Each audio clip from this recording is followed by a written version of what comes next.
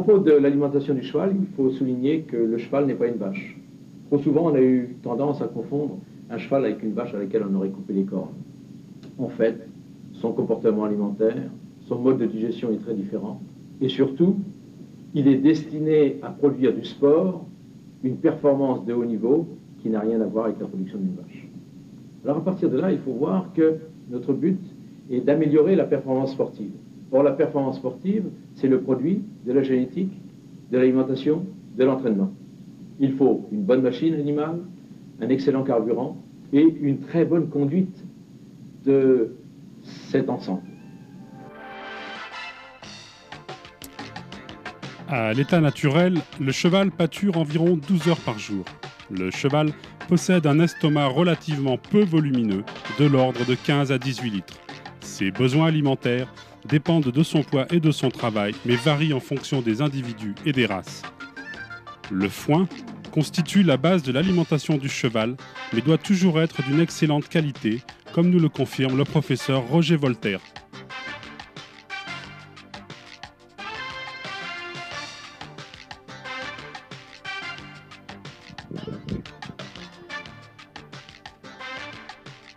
Traditionnellement, le régime, c'est foin, avoine, plus des petites choses.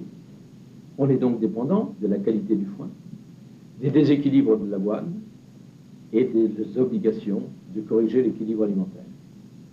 Le foin, il tient une place importante, il coûte cher. On attend de lui avant tout qu'il soit sain, sans poussière, sans moisissure, et autant que possible très digestible, parce que le cheval digère moins bien qu'une vache. D'autres types d'aliments, tels que les céréales, complètent utilement la ration journalière du cheval et contribuent à un apport énergétique important. Parmi eux, l'avoine, l'orge, le lin et le maïs. Ces aliments ne doivent pas être distribués à l'état naturel, mais concassés afin de faciliter la prédigestion.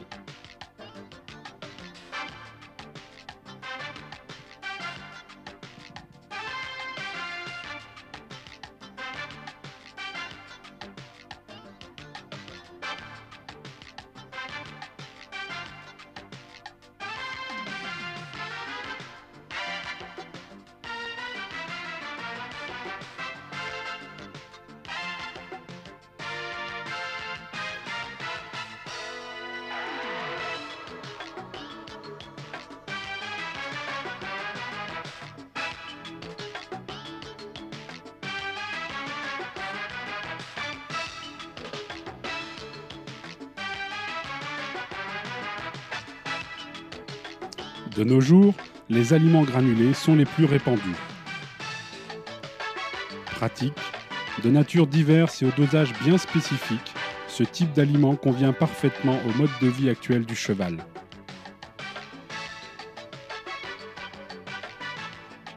Ces aliments déshydratés doivent toujours être accompagnés d'eau à volonté et de paille. À titre indicatif, la ration journalière d'un cheval mesurant 1,60 m et pesant 400 kg est d'environ 4 kg d'aliments ou de grains, 4 kg de foin, 4 kg de paille et 40 litres d'eau.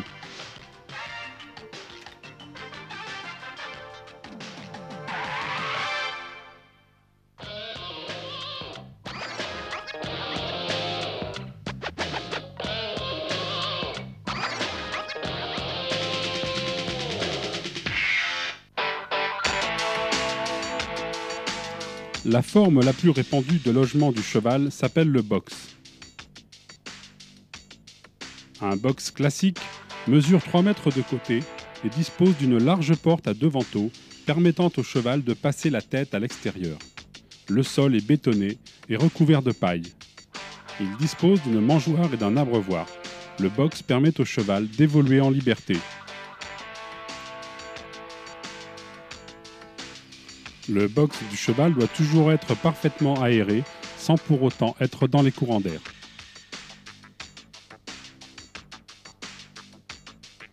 Dans une stalle, au contraire, le cheval est attaché avec un licol, une longe et un billot pour éviter les prises de longe. Des bas-flancs, mobiles ou fixes, séparent les chevaux tout en leur permettant de se coucher.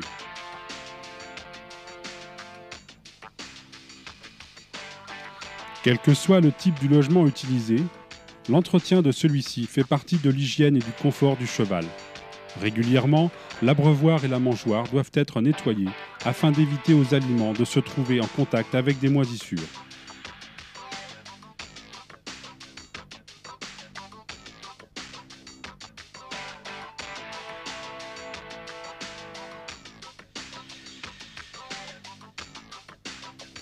De la même façon, la litière doit faire l'objet d'un entretien journalier et d'un changement complet appelé curage au moins une fois par semaine.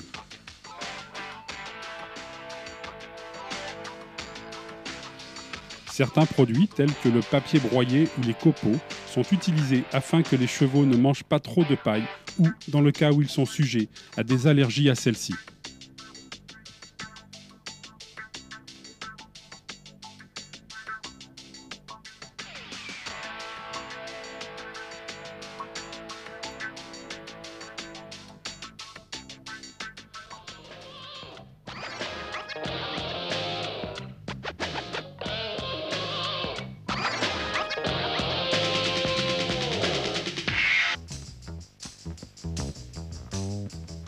Le cheval doit faire l'objet de soins quotidiens garantissant sa bonne santé.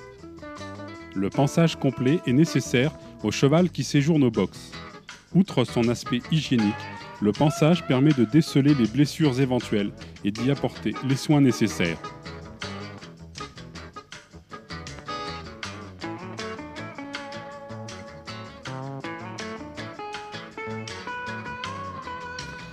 Avant toute sortie, et impérativement une fois par jour au moins, le cavalier aura soin de curer les pieds de son cheval afin d'éliminer les galettes de crottin qui adhèrent à la fourchette et aux lacunes du sabot.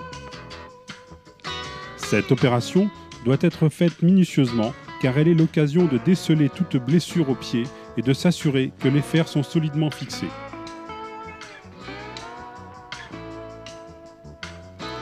Le cheval a besoin d'un exercice quotidien, surtout s'il est attaché dans une stalle.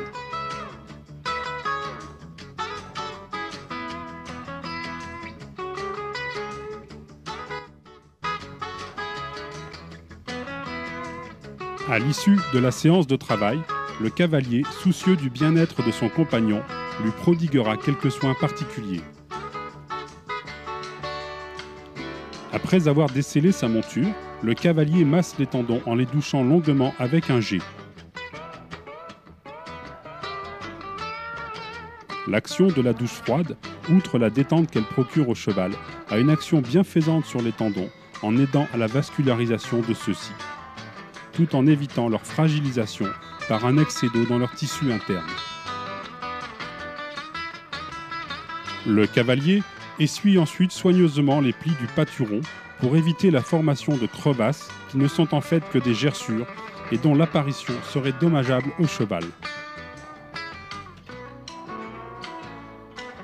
Le cavalier aura également soin de nettoyer à l'eau claire l'emplacement de la selle et de la sangle afin de débarrasser le cheval de la sueur qui le démangerait après avoir séché.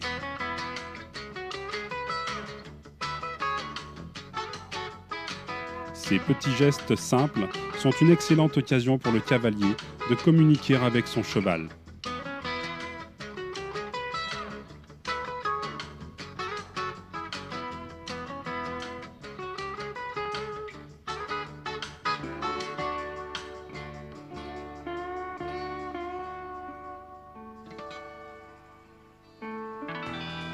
La bouche et la tête du cheval feront l'objet des mêmes soins attentifs.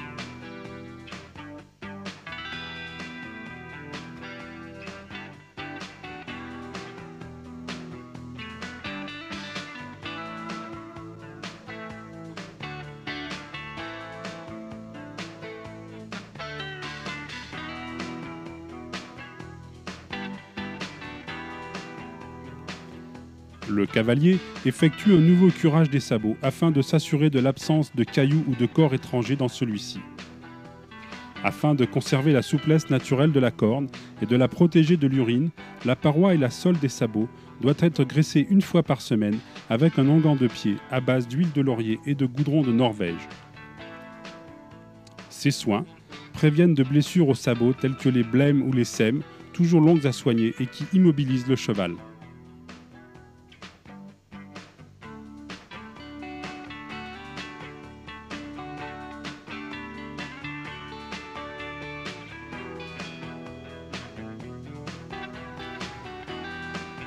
La peau, lorsqu'elle est propre, respire mieux, ce qui favorise la récupération des muscles après l'effort. La douche et le shampoing sont un excellent moyen de nettoyer le cheval et doivent être utilisés lorsque les installations ou les conditions météo s'y prêtent.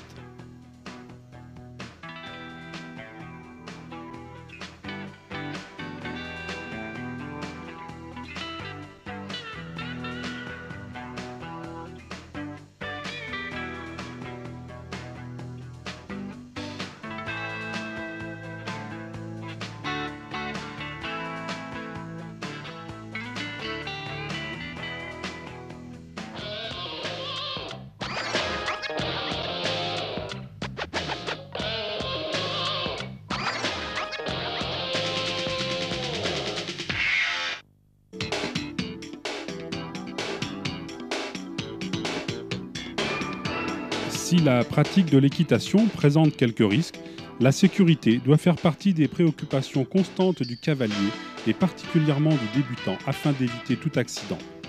De bonnes habitudes et un peu de discipline feront de l'équitation un loisir de tout premier ordre. La sortie de l'écurie et l'abord du manège se feront dans l'ordre, les chevaux marchant l'un derrière l'autre, espacés de quelques mètres.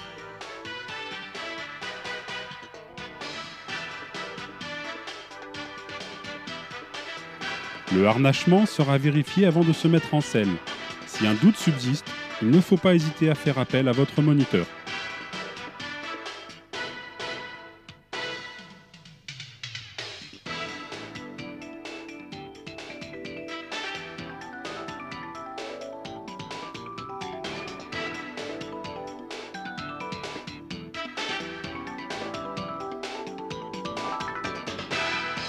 Le port de la bombe ou du casque est obligatoire, même en manège.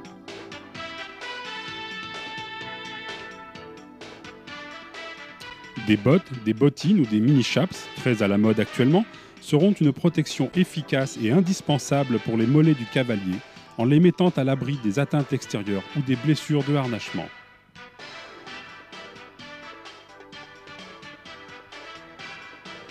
En reprise, les cavaliers veilleront à respecter une distance entre leur cheval et celui qui le précède, afin d'éviter les coups de pied.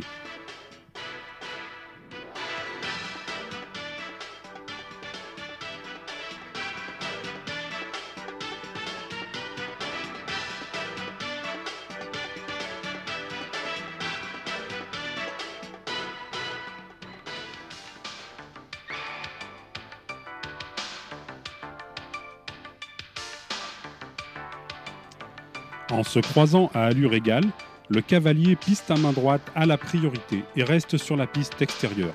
L'autre cavalier emprunte la piste intérieure.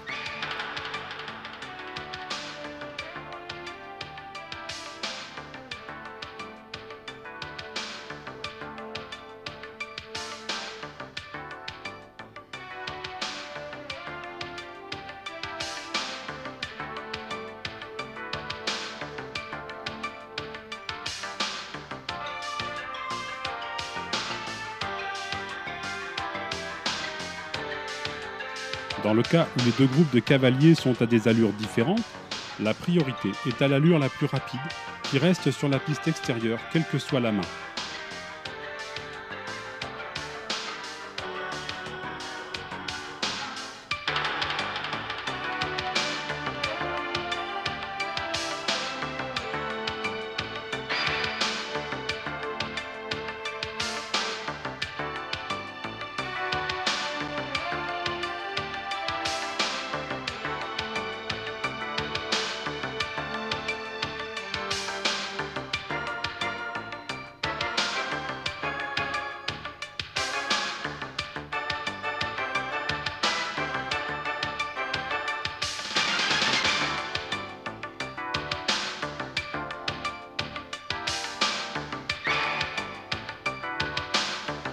Dans le cas d'un départ pour l'extérieur, les cavaliers quittent le manège dans le calme et franchissent la porte individuellement.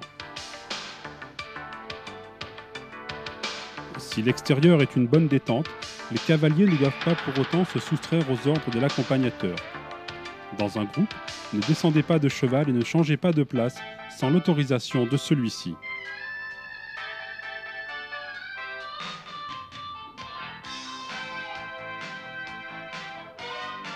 Veillez également à toujours conserver une distance avec le cheval qui vous précède, ceci particulièrement aux allures vives.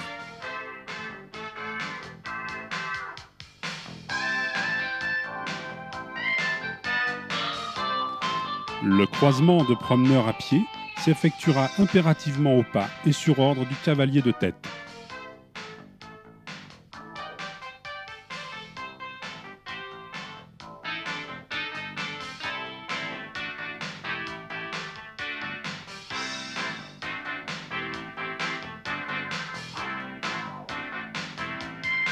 Le cheval étant assimilé à un véhicule automobile, l'ensemble des règles du code de la route seront donc à appliquer en toutes circonstances.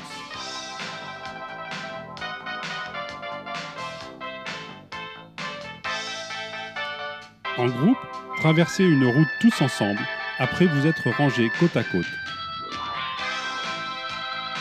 Bien qu'il soit précisé que les véhicules automobiles doivent ralentir leur vitesse et ne pas approcher à moins d'1 mètre du cheval, le cavalier doit être suffisamment habile pour maîtriser l'allure de sa monture.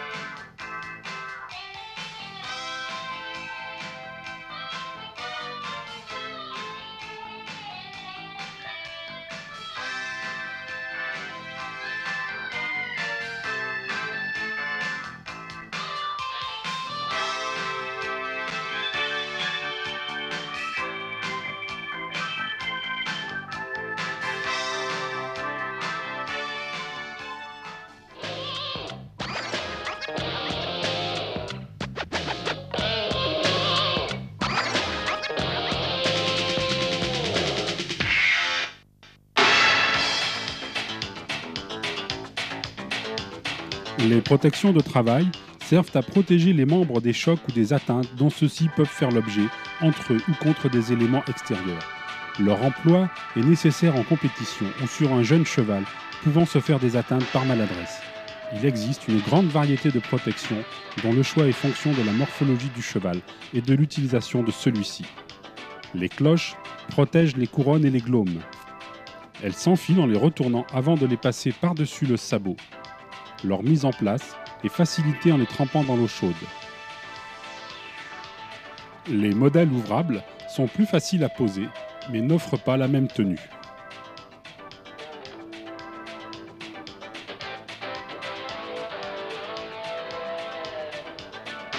Les guêtres protègent les tendons des membres. Les boucles sont disposées sur la face latérale externe du membre. Les languettes dirigées vers l'arrière du cheval.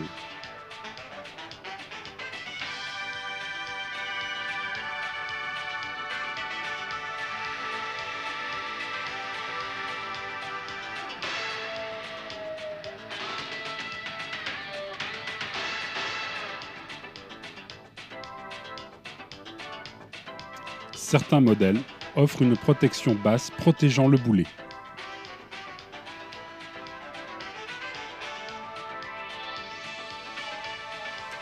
Les languettes, placées du haut vers le bas, doivent être serrées modérément afin de ne pas provoquer de compression des membres tout en assurant un maintien correct.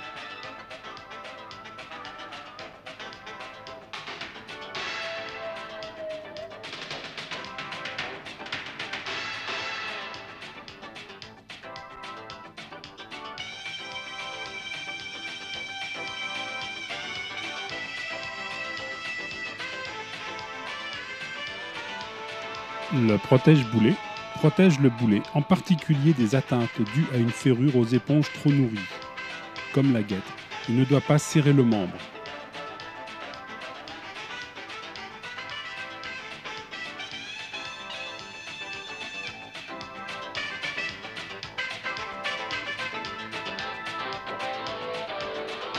L'utilisation des bandes est très répandue et doit faire l'objet d'une mise en place précise.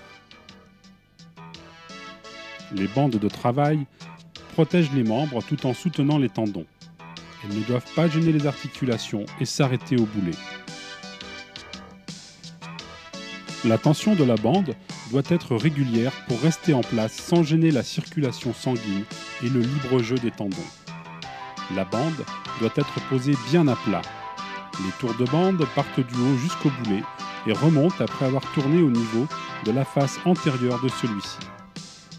Chaque tour de bande recouvre environ les 3/4 du tour précédent.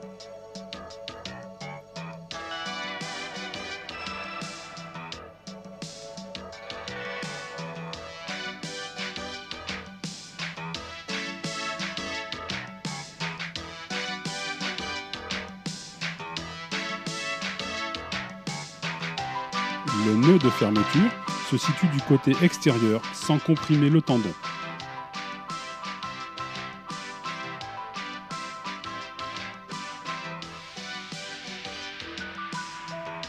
Les bandes de repos se posent de préférence sur des flanelles. Elles sont mises en place après un effort pour favoriser la récupération du membre.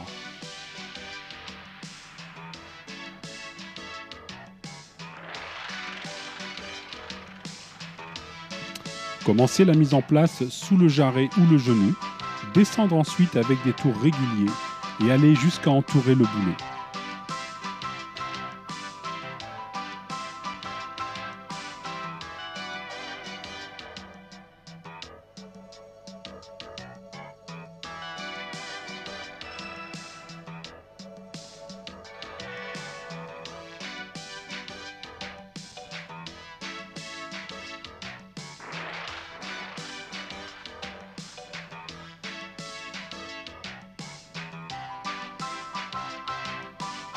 Les bandes s'enlèvent en les déroulant rapidement d'une main dans l'autre sans chercher à les enrouler en même temps.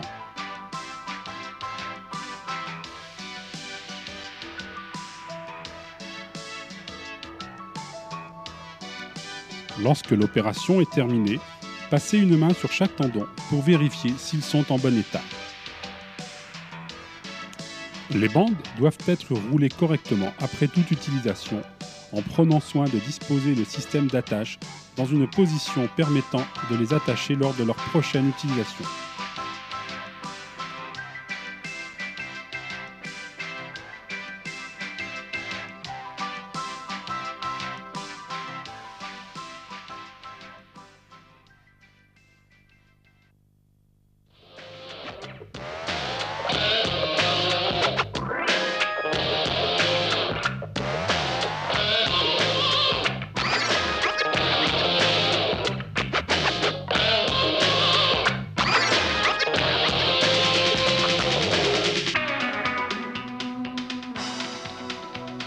L'éperon est une aide artificielle qui renforce l'action de la jambe et ne peut être utilisée que par des cavaliers ayant des jambes fixes, c'est-à-dire absentes de mouvements involontaires ou inutiles.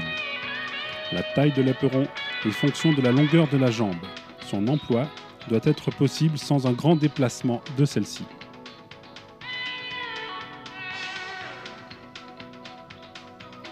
Le pincé de l'éperon est obtenu en tournant légèrement les mollets pour que l'éperon vienne au contact du poil, la jambe retrouvant ensuite sa position normale.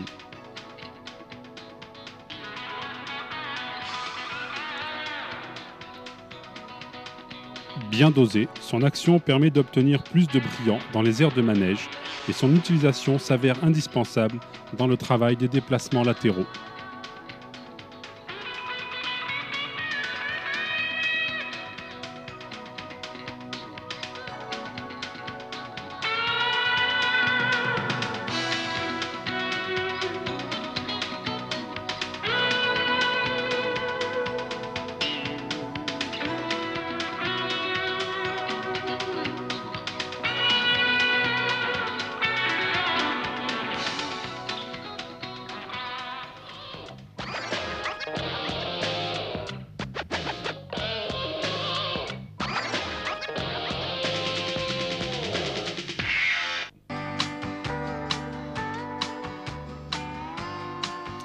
Lorsqu'il effectue une volte, le cheval est incurvé sur le cercle et les postérieurs suivent les traces des antérieurs. Si jusqu'à présent, votre moniteur s'est attaché à ce que votre cheval soit parfaitement incurvé sur le cercle, notamment lors des passages de coin, il est tout à fait possible de combiner les déplacements des hanches avec le mouvement en avant.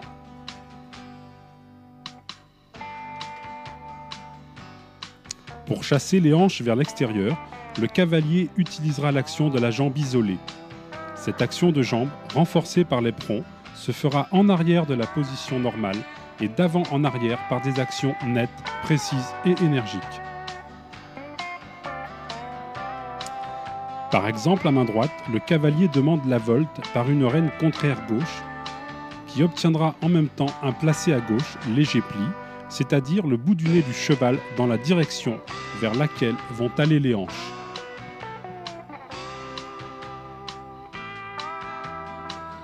La main droite maintient l'encolure infléchie dans le sens de la volte et l'avant-main sur le cercle.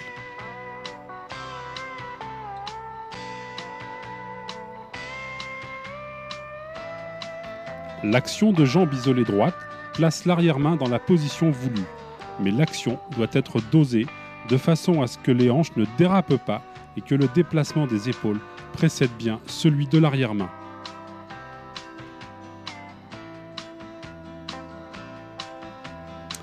La jambe extérieure, située à la sangle, entretient l'impulsion nécessaire au mouvement en avant.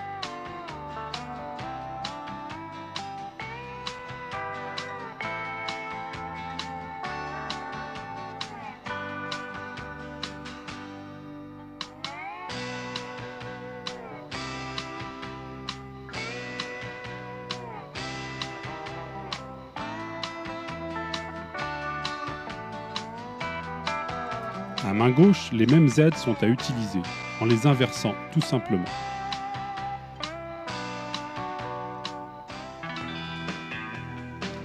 L'action de la jambe isolée doit se faire en accord avec l'engagement du postérieur correspondant.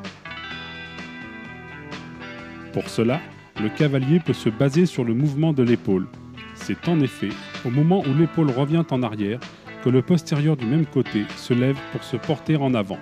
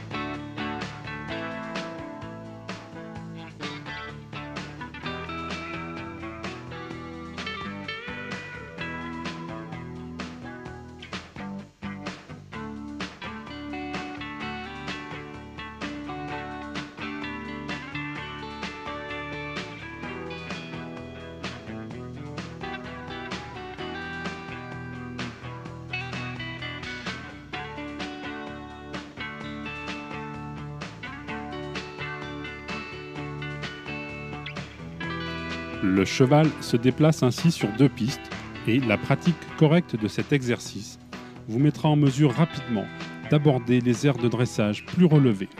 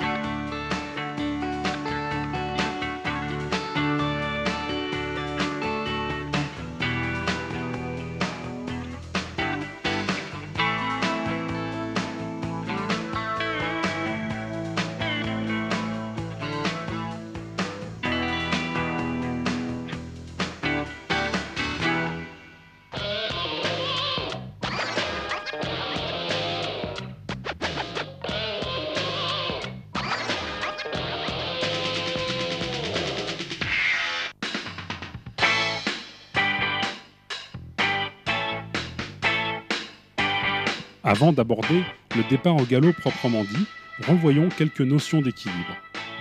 Le cavalier doit avoir la préoccupation constante du mouvement en avant qu'est l'impulsion. Les variations d'allure sont un moyen de développer l'impulsion. Les alternances, pas trop arrêts, font comprendre au cheval ce que le cavalier désire par l'action de ses 2 mains. À ce stade, le cavalier doit rechercher un appui léger, ne pouvant exister qu'avec un cheval détendu, bien assoupli et parfaitement équilibré. Il est également tout à fait nécessaire de distinguer dans leurs actions la main qui agit, la main qui résiste et la main qui cède. La main agit par serrement des doigts sur les rênes avec une légère élévation. La main résiste en restant très fixe avec les doigts fortement serrés sur les rênes. Enfin, la main cède par desserrement des doigts accompagné d'un léger mouvement en avant vers le bas. Naturellement, le cheval galope à droite lorsqu'il tourne à droite et inversement. Sur une ligne droite, le cheval peut partir au galop sur le pied droit ou sur le pied gauche. C'est donc au cavalier de lui demander de galoper sur le pied choisi. Le départ au galop par prise d'équilibre s'obtient en utilisant des aides diagonales, c'est-à-dire que la main et la jambe n'agissent pas du même côté. Pour partir au galop à droite par exemple, le cavalier prépare ses aides de la façon suivante. Une action de rêne d'appui droite place le bout du nez du cheval à droite, ce qui reporte le poids sur l'épaule gauche. L'action de la jambe isolée gauche chasse légèrement la hanche vers la droite. Le galop est ensuite déclenché par une action de jambe en cédant sur la rêne droite. En même temps que le cavalier demande le déplacement de la hanche, la main droite se serre sur les rênes avec une légère élévation, tandis que la main gauche est légèrement tendue. Dès que le départ sera obtenu, les deux mains cèdent.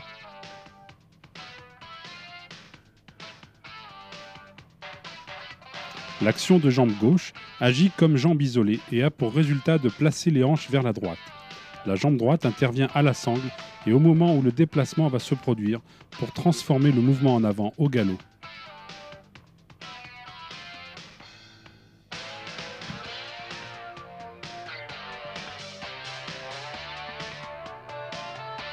Le départ se demande du pas quand le postérieur gauche se met à l'appui, c'est-à-dire au moment où l'épaule droite revient en arrière.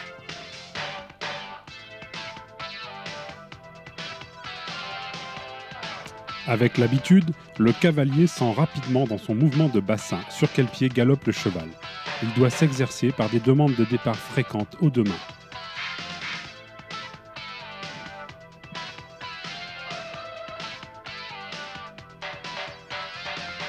Afin de pouvoir diriger avec aisance son cheval sur un parcours d'obstacles ou en compétition de dressage, la bonne maîtrise du départ au galop est un élément indispensable. Avec de la pratique, il suffit de déclencher le galop avec une indication de la main intérieure, les autres aides restant discrètement en place.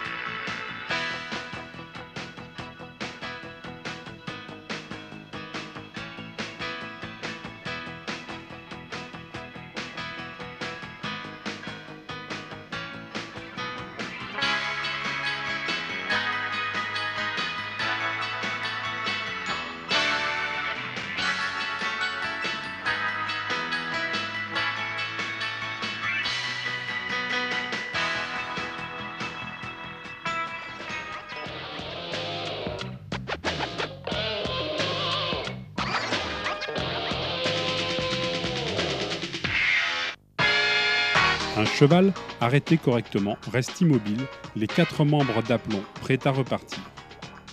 À partir du pas, préparez votre cheval et s'arrêtez en ajustant vos rênes et en conservant des jambes actives qui maintiennent l'engagement des postérieurs.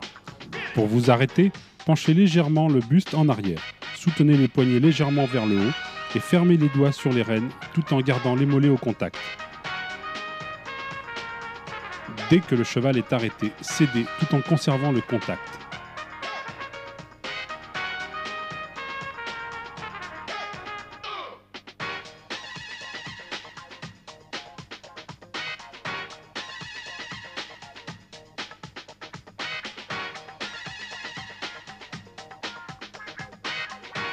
Et forcez-vous d'arrêter votre cheval à des points précis du manège en dosant les actions de main et de jambes.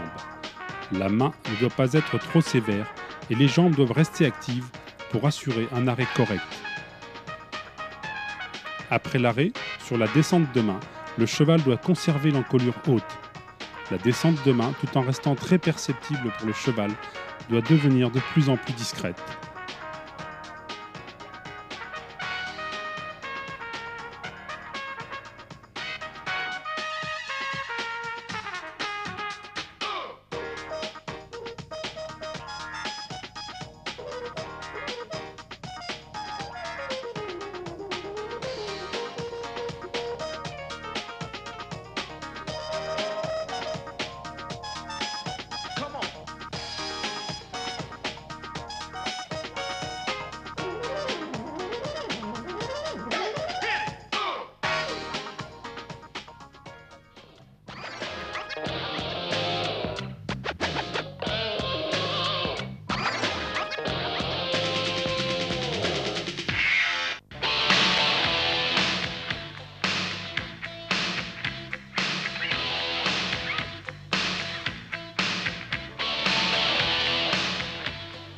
Si le saut d'obstacle est sans conteste la discipline qui suscite le plus d'intérêt, une évolution correcte sur un parcours simple de quelques obstacles demande d'avoir une maîtrise quasi parfaite des exercices que nous venons d'aborder. La réussite d'un enchaînement au galop de 5 à 6 obstacles d'une hauteur maximum d'1 mètre nécessite le contrôle de l'allure, de la direction et de la vitesse de votre cheval.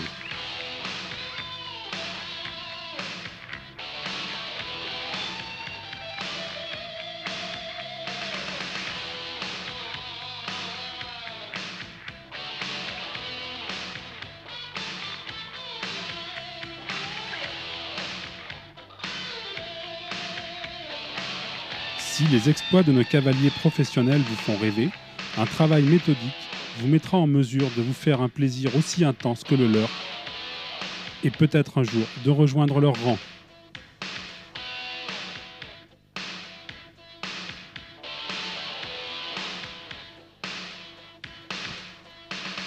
Que ce soit en concours ou à l'entraînement, la reconnaissance à pied du parcours vous permettra de bien vous préparer mentalement.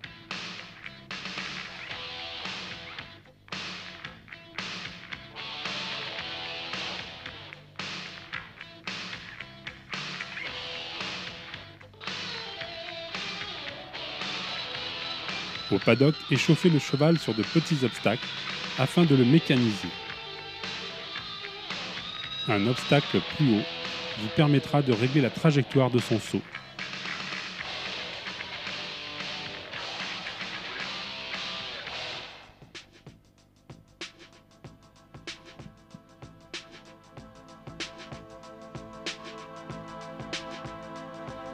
Sur le parcours, le cheval doit être parfaitement calme et dans l'impulsion pour ne pas être tenté de refuser de sauter. Les obstacles sont abordés perpendiculairement et au milieu pour prévenir toute dérobade.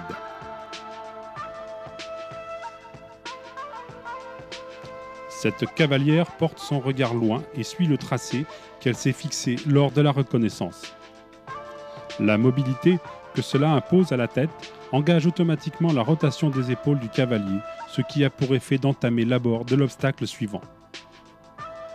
Sur l'obstacle, le cavalier garde son équilibre et accompagne son cheval sans le gêner.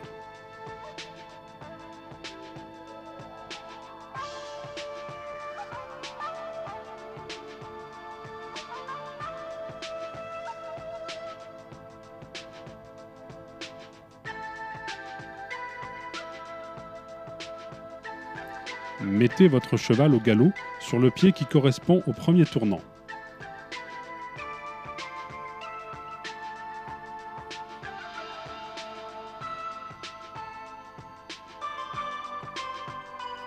Au besoin, repassez au trot pour changer de pied avant d'aborder un tournant dans l'autre sens.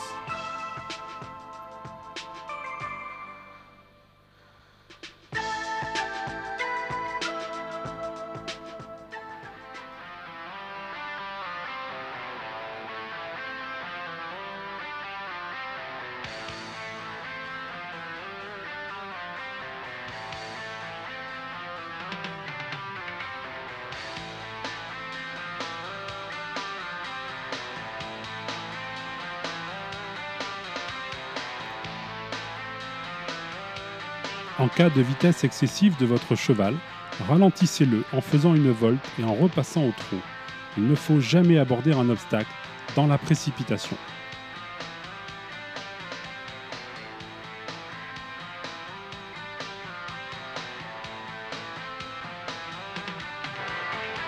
Si avec la pratique vous vous sentez à l'aise, n'oubliez pas qu'à tout moment, votre cheval peut vous faire un pile, ce qui mettra votre assiette à l'épreuve.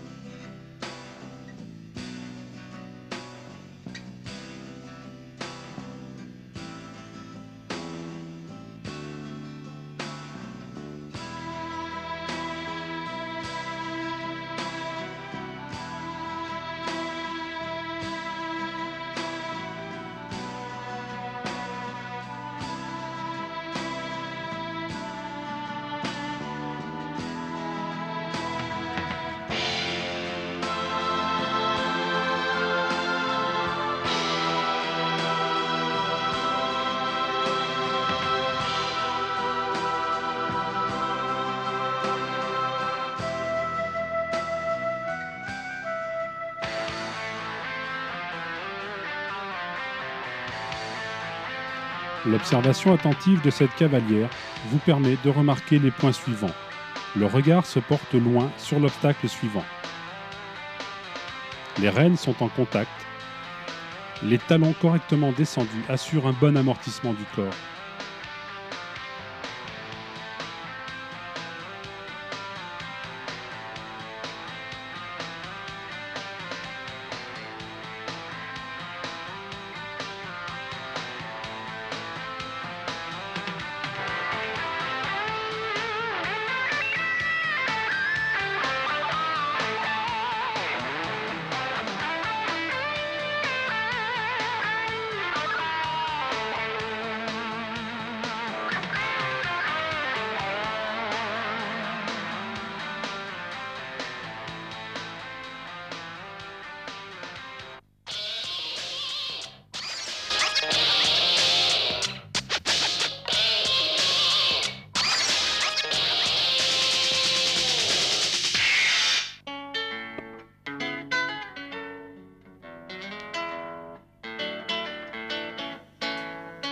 Lorsque le cavalier sort en promenade à l'extérieur du club, seul ou en groupe, il doit respecter certaines règles.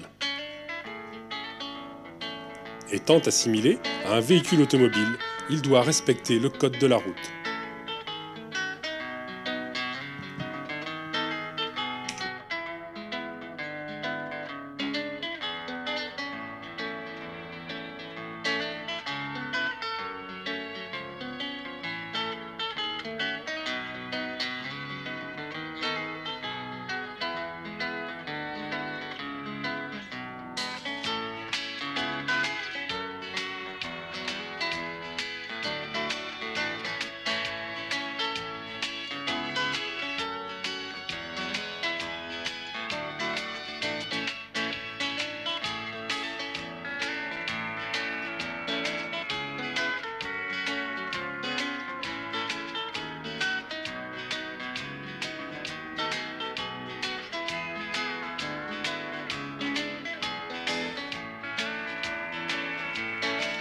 Après quelques minutes d'échauffement, le cavalier prendra soin de ressangler sa selle.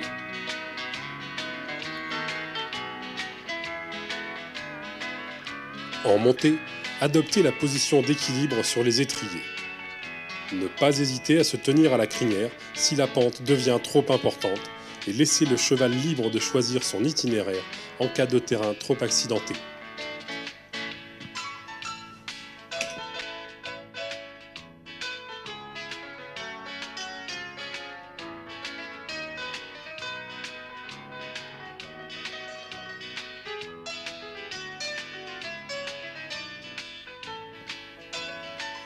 Trotter enlevé à condition de changer régulièrement de diagonale et galoper en équilibre permet d'éviter toute fatigue inutile.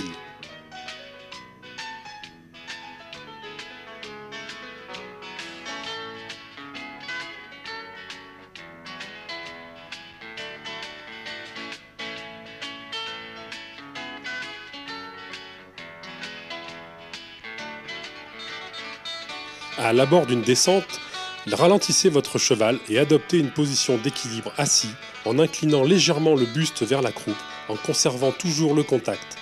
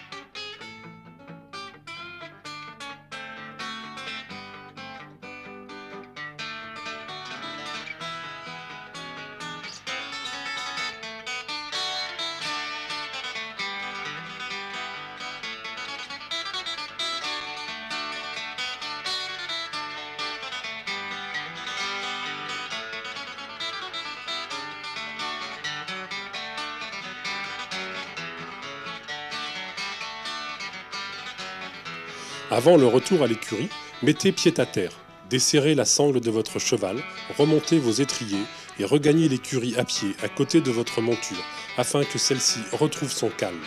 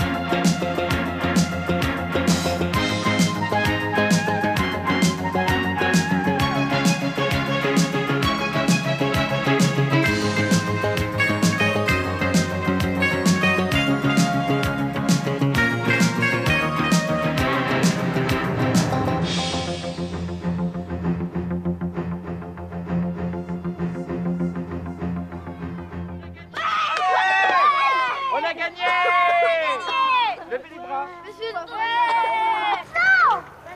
Monte pas moi. Allez. On a besoin de la claque.